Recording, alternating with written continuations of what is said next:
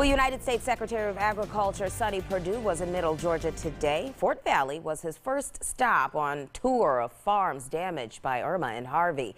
41 NBC's Edna Ruiz explains how the Secretary of State will help growers. You can read about it, you can even see it on video, but really getting out here among these downed trees, you really see the degree of devastation. Devastation Irma did to the Mason Pecans grove in Fort Valley. Tree nuts are not an annual crop.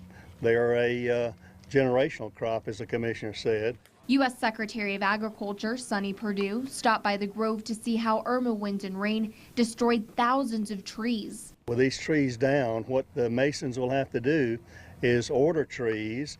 Nurseries are backed up. It'll be 2019 before they can even get trees placed back here.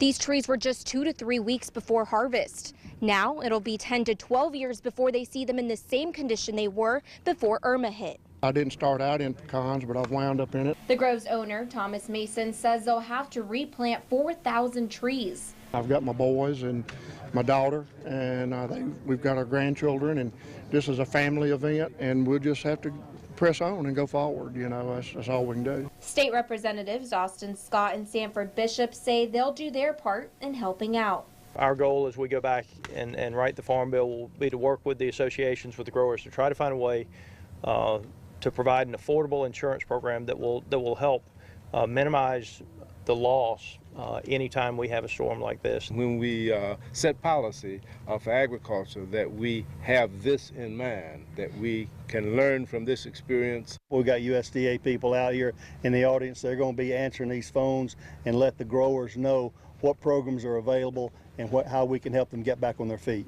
In Fort Valley, Edna Ruiz, 41 NBC News. Well, Georgia is the leading state for pecan production. Secretary Perdue says the state may have lost 20 to 30% of the crops after Irma. He'll continue visiting farms in Georgia, Texas, and Florida throughout the next 2 weeks.